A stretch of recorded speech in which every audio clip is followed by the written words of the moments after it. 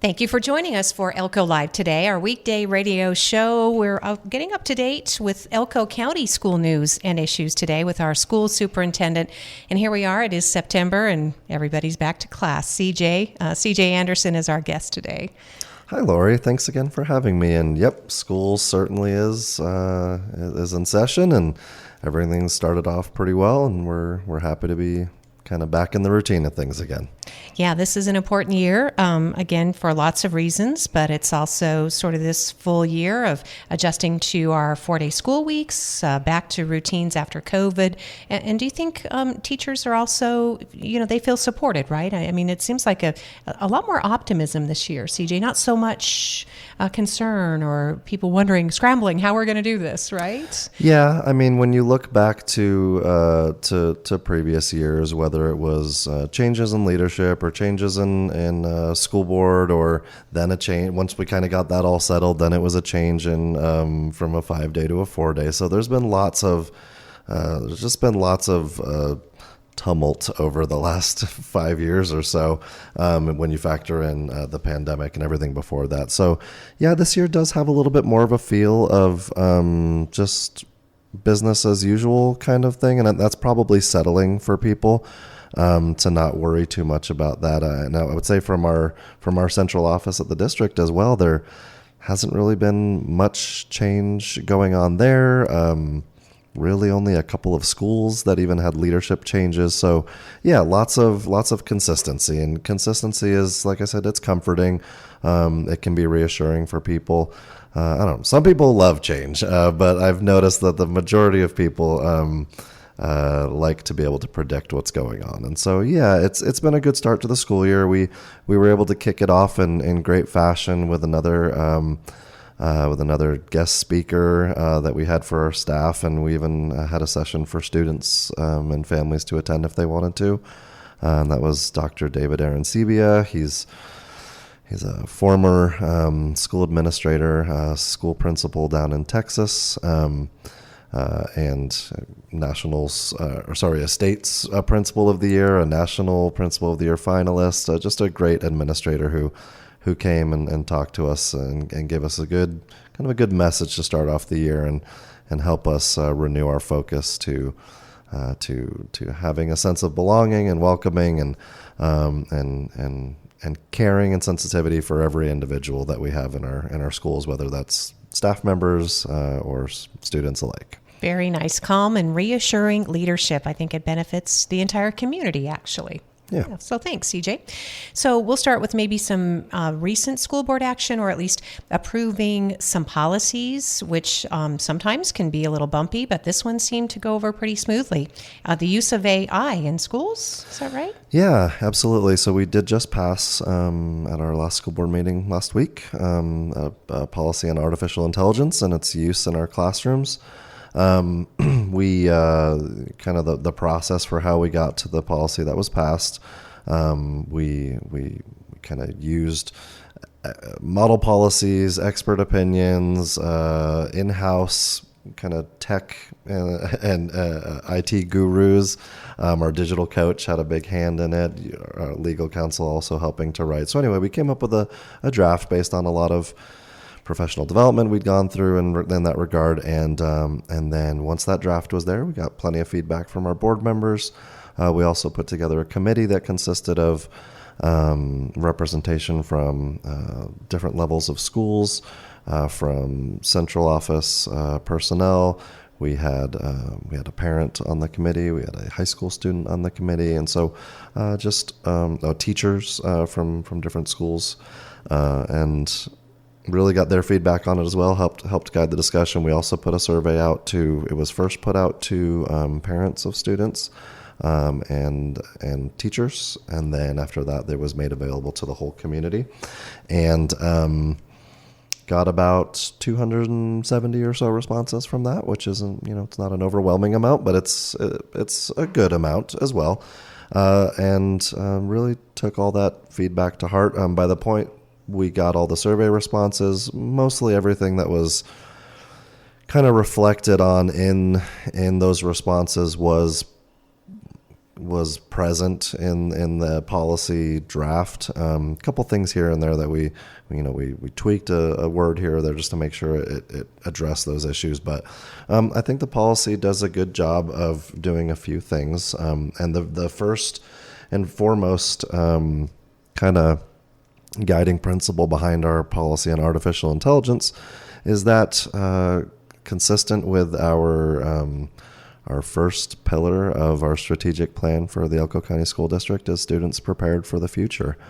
The reality is for most of our students, whether they go to college or they go to a trade school or whether doesn't really matter which profession they go into, the likelihood that our students will have consistent kind of interactions with artificial intelligence is very high. And I think we sometimes don't recognize or realize the frequency with which we are already interacting with AI on a daily basis. And whether it's from the constant use of our cell phones to a simple Google search to things that are a little more overtly artificial intelligence, like a Chat GPT. Everyone loves to, they tend to reference Chat GPT as when they talk about AI, but really artificial intelligence has become slowly more and more embedded in our society and definitely in our technology devices. I don't know, for the last 20 years or so. It's been creeping up on us. Yeah, slowly but surely. Pretty common, yeah. And for the most part, it's a useful tool, right, CJ? Yeah, it can be very useful. And so, anyway, going back to my, the guiding principle of students prepared for the future is, it's our responsibility to make sure kids are able to be proficient in techniques and in tools that they're probably going to have to utilize at the next stage of life, whether that is regardless of what that is, whether it's college or something else. And so, I know I haven't had a deep conversation with anyone from Nevada gold mines, for example, but I'm confident that much of the equipment they use and technology they use is probably constantly utilizing AI. So anyway, that being the case, we want to make sure students know how to, one, interact with artificial intelligence, kind of what its limitations are, because there are limitations. And we also want them to learn how to use it responsibly. One of the there are a few concerns that kind of shone through with the survey results and in board member comments and feedback. And one of those is kind of the misuses that happen with artificial intelligence, whether it's just getting poor information or it's cheating or deep fakes where people utilize artificial intelligence to impersonate somebody else. Like, it has its negative uses, just like our cell phones do, but our cell phones are ubiquitous in our society, right? Like, everybody's got a cell phone. I mean, you have two. I have two of them with me, right? And so, on one hand, you can't say, well, cell phones can do this thing that are really bad, so nobody should own one, right? It's embedded in our society, and it's how we communicate. There are really good things you can do with a cell phone too. I'm learning language using my cell phone. I use it to communicate with my family. I use it to stay, to not only my family locally, but my family all over the country. And so there's a lot of it's a absolutely amazing resource to have information at my fingertips constantly. I think almost every time I've been on your radio show at some point or another, I've grabbed my phone to quickly find information that I need to share with you and with the public, right? So there are so many good uses for phones, and just because they can be used for negative or for evil, so to speak, is not enough of a reason. It's a very short-sighted mindset to say, well, that can do harm, so eliminate it entirely, right? Mm-hmm. Not only is it, I think, the wrong perspective, but it's an unrealistic perspective. And so we're not embracing an unrealistic perspective. What we can embrace is, okay, let's not ostrich stick our heads in the sand either and pretend like those things don't exist, right? So our policy does line out kind of what things are not okay and are prohibited. Another kind of concern that's shown through for people and is not really relevant to AI in schools is is the concern with privacy and with data.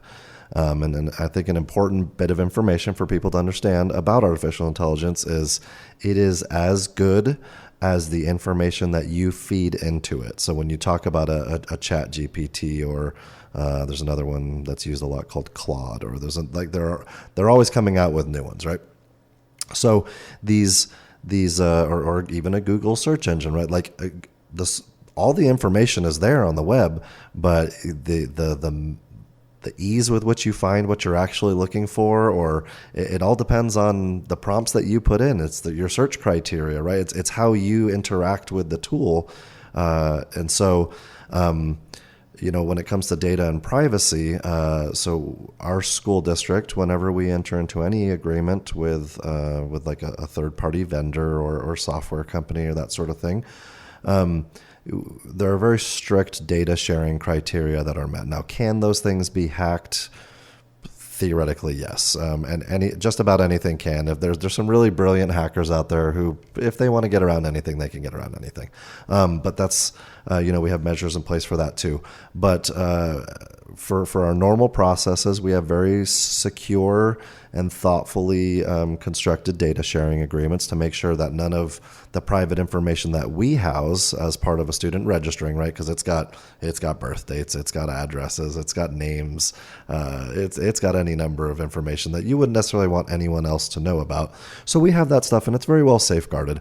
The danger with artificial intelligence and your own privacy and security is all based on what you put into the search parameters or the chat or whatever with ChatGPT, right? So if a student or an adult, if anyone tells ChatGPT, this is my name, social security number, and address, well, you've just provided artificial intelligence with your information, but that was something you did, right? And so the onus is on us to make sure students and staff understand that how it functions, how to be safe on it, how to use it responsibly.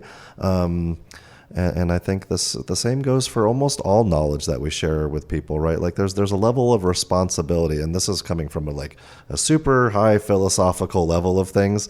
With knowledge comes responsibility.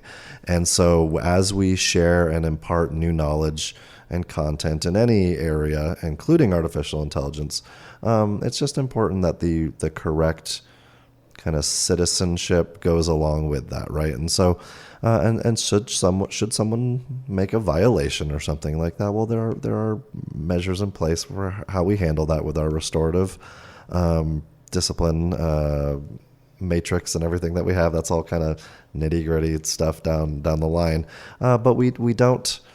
We don't focus so much on what do we do if someone messes up, right? Because we have processes in place already for how to work with someone who's made a mistake.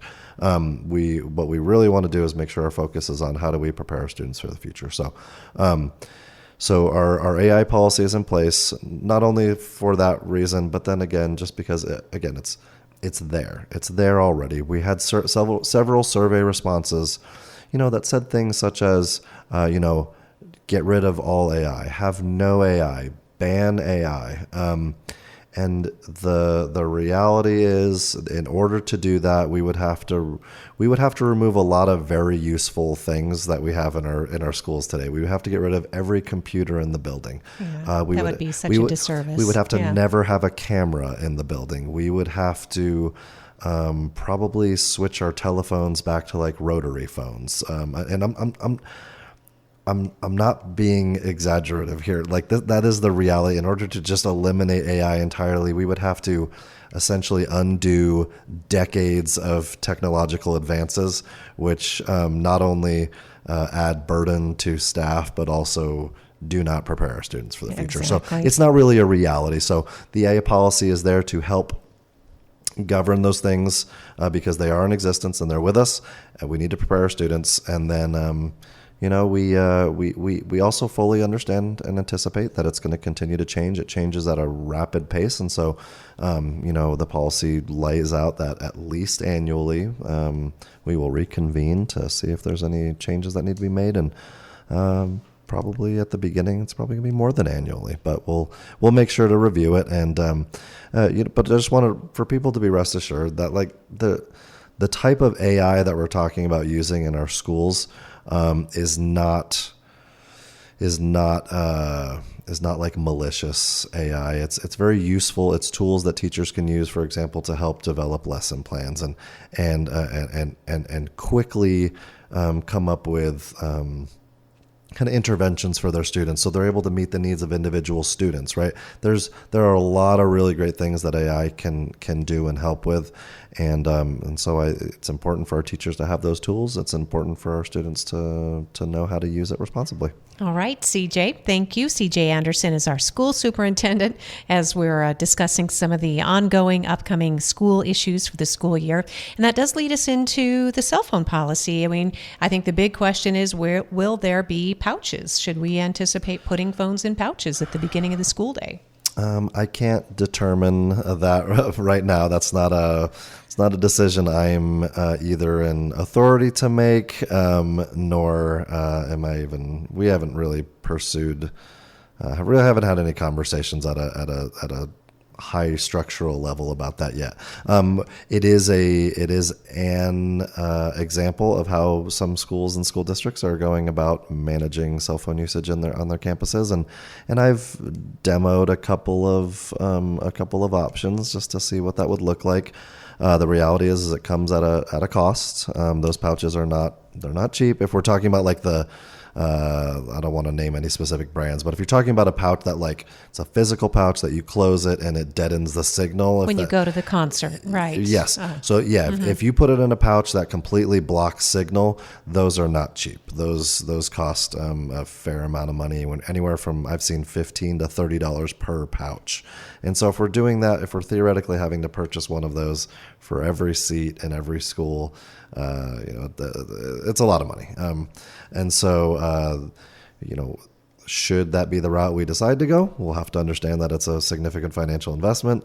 But I think, again, from thinking from a standpoint of like what we're supposed to be doing for our students, we're supposed to be teaching them a lot of things. And among the content that we teach them, we're also supposed to be teaching them responsibility and self-control and impulse control and self-management. And so I think that again, I'm not representing any board member's opinion here or whatever, but this is my own personal thought is when you just straight take away all temptation from someone, you're not actually helping them. You're just, it's like a temporary removal that gets rid of the problem for the moment, but doesn't really address the root of the issue. And so I think it's why we see, for example, I think where a lot of people who go to rehab, for example, and have relapses, it's a very common thing for that to happen. Well, of course, they were good at not going to their substance when they were in rehab, because that's not in that environment, and they can learn the skills, right? But if that same skill is not carried out into everyday life, well, when things get hard or when you come across that temptation again, there's a real high chance that there continues to be some issues there. And I'm not a professional in that regard, but hopefully the point came across of what I'm trying to say is if we just remove it from the students for those hours and they're just like fighting anxiety the whole time, right? And it's different, right? And so I like the idea of having I'm very open to a cell phone policy, and we are going to be working on it. We haven't even brought it to the board for a first reading yet. We have kind of a rough outline of a policy right now based on some information from around the country. But I very much want to get plenty of parent, student, staff input on this topic. And it's something that I think a lot of people have worried about for a while, and it was just like, oh, I don't know, it's how do you do it? It's becoming a little more prevalent now in our country, where school districts in states everywhere are really implementing something pretty strict on cell phones. And so we'll see where we go with it. Again, I'll do my role in the process, which is facilitating, gathering input, and putting together a draft, and we'll see how our school board how they like what we've come up with. All right. But it sounds like a learning opportunity, spoken like a true teacher. CJ, that's really healthy. I mean, a good way to look at it. How to manage your cell phone use. It's probably something a lot of adults could benefit from too. So, And I mean, I personally fall into that same category as well. You just mentioned I have 2 phones. It's not because I'm in love with phones, but I'm constantly on mine as well. Mm-hmm. And so for me to pretend like I'm the ultimate example of how to be off your phone. I know some people around me who'd be like, "What a hypocrite!" Right? Yeah. I'm not by any means the shining example when it comes to it. But obviously, what we want to do, in addition to limiting distractions in the classroom, is we want to teach students good habits and good skills, and there are many that can be done. I think if we're able to somewhat limit, accessibility to their cell phones during instructional hours at school. Well, thanks for that update, CJ. And it does kind of lend into the next topic, I think, which we want to just touch briefly on, and that would be school security, because there are measures in place. And I know some parents would be very anxious to think that they couldn't reach out to their students, that's part of that security system. But we do have a new system in place. That's one that's being used nationwide, I understand. Yeah, we're slowly getting better at our security measures that we have implemented across our campuses.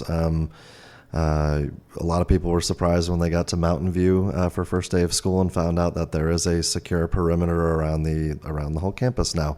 People were trying to leave out to the parking lot the way they used to, and there was a big fence up there with a locked gate. And so that's an example of how we're doing a little better there. So several of our schools are now kind of have their wiring done and are getting cameras installed, and so we're for about a year and change, we've been working on our school violence prevention project, and so we're making progress there as time and resources allow us to do, and so we're slowly working through every campus to make sure they have reliable communication systems, both within and without to first responders.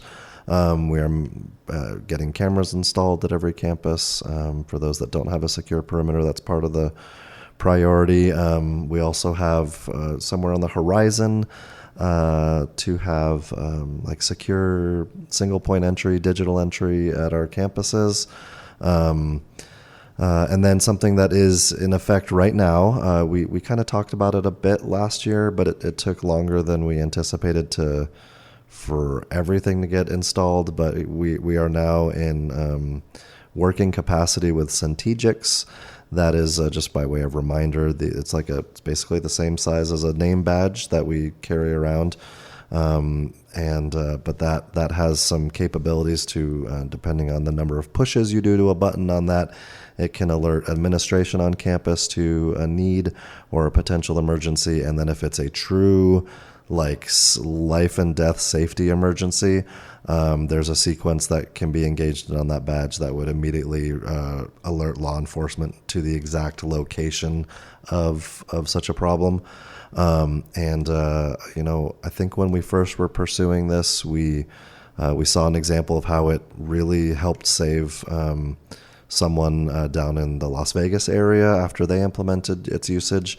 And then with the most recent school shooting that happened in Georgia, that school district had about 2 weeks prior put this system in place, and they credit the usage of that alert system to minimize the impact that the situation had at that school. So. It's a safety measure that, again, you hope you don't need to use because you don't hope for those situations. But if you have something that can potentially save lives and also serves a bit as comfort for people knowing that they are just a button push away from getting help when they need it. There's comfort in that, and there's safety in that as well. And so, I think it serves multiple purposes, but we are happy to have that functioning at our campuses now. Thank you, CJ Anderson, our school superintendent. We're getting an update on some school issues. And I know with the time that we have left, CJ, I thought it might be important to explain just to people, the county announced just earlier this month, a week or so ago on September 3rd, that there were incorrect tax bills that were sent out. So there are new bills, and some might be receiving them now in the mail this week.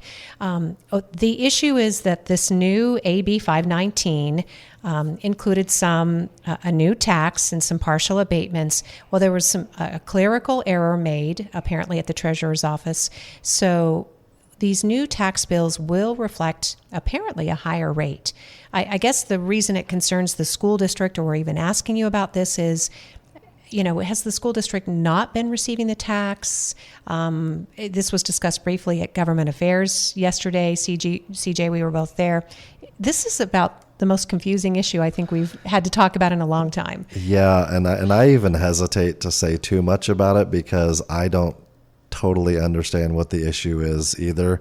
I will say, from as far to my knowledge, we've as far as the tax goes, we've received, because there's a normal 75 cents that everyone pays that goes to the operations of our schools, and so that comes to us through the pupil-centered funding plan, and so to my knowledge, we've been receiving everything we need to there.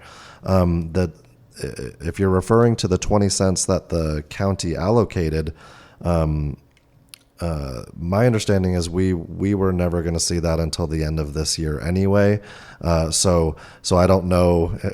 It may be a matter of whether it's been collected to where it's supposed to go, so that at some point it makes it to us. Maybe that hasn't been happening, but we wouldn't have seen it yet anyway, is my understanding. We have plans in place for what we're going to do with those funds when they show up, but we weren't anticipating them for another 10 months, basically. So, not sure how to answer that. And I really don't understand the nature of how the error occurred or what it means and how it affects people's tax bills. What I do know is that is how AB 519, kind of what the requirements of it were, how I was supposed to go about interacting with the county and requesting some tax rate. But it is still my understanding that despite this, the 20 cent allocation that we got, it is not an additional tax on top of the cap, the tax cap. It was a reallocation of what the county had possession of and would then start going towards us. So how the movement of that resulted in this, I don't like. That's well beyond my scope of understanding. That's a different person's function that I don't really get. So when it comes to to if the school did this or not, I mean, no, not really. We went along with what a bill said, and to be clear too, the AB 519 was it wasn't a bill sponsored or requested by the school district. That bill came about for other reasons, and it was our school district was specifically named in it, but it's certainly not because I or anyone here went to the state legislature and said, please call out our county in this bill. Like that was never the case. In fact, we were surprised when the bill became more than funding for a school in Owyhee. That was a request made by the tribal council, and we did support it. I mean, we do support our communities here in our county, and they are one of our communities. And so, yes, we supported it, but we were just as surprised as many when the bill was much more than that. And so, anyway, it allowed for it kind of not just allowed, but it required the county to make some sort of commitment to capital improvement funds for the school district, and that ended up, through all the processes that we went through, it ended up at 20 cents. And how we got from that point to here is a bit beyond me. That's out of my realm of understanding. So for anybody listening and you are interested, obviously, if you're a property owner, the county website, elkocountynv.net, reflects the most up-to-date amount of property tax that is owed. We had a presentation from Janet Irabarn, our treasurer, who spoke about that. She's the assessor. Cheryl Paul is the treasurer. Janet spoke about how these taxes are being assessed, and you can go to the website and look up your property specifically, and it will tell you. So yeah, and it sounds like they're very willing to talk with and this, I mean, I say this with a lot of admiration. They're willing to talk with every individual property owner as it pertains to this. And the reason that's impressive is because there are tens of thousands of property owners, and for them to make themselves available to talk to people about their individual situation is extremely admirable. And it's got to be, I would imagine that's got to be a bit overwhelming, but they have demonstrated a total willingness to do so. And I would encourage anyone who just like me doesn't totally understand what's going on here, for your own specific situation with your property and how this that press release pertains to you and your taxes, definitely talk to someone at their office. They would be the direct source for that. So, and unless we are told otherwise, too, we understand that the tax is what you would have paid anyway. It's just the way it's been allocated. That there was an error. Whether it's a one-time situation or this is reflected going forward, we'll have to see. It's still being worked out in the wash, so to speak. Mm-hmm. Anything in closing that I want to make sure you get a chance to highlight, CJ, because there's always so much great news happening within the Elko County School District. Yeah, we do have some fun kind of new things that have been going on, and I don't have the lists of the schools in front of me. I should have remembered to bring it, but we have a few more schools that our wonderful partners in Community and Schools has expanded to, and not only new schools but additional positions at already existing Communities and Schools sites, and so that's really exciting. Leslie Goycochea has done a great job kind of taking the reins for Communities and Schools in Elko County, and they're just doing such a wonderful job and doing so awesome. Whether it's the everyday thing at the school sites or the food they distribute to going into the weekend, they're present at our school resource fair that we had just before the start of the school year. They're always willing to step in and be involved, and they're an amazing partner. So we love Communities and Schools, and glad that even more students are now able to be beneficiaries of their good work that they do. Also really excited about a couple other things that are coming up, and one of those is another great partner that we have in the realm of child literacy is Spread the Word Nevada.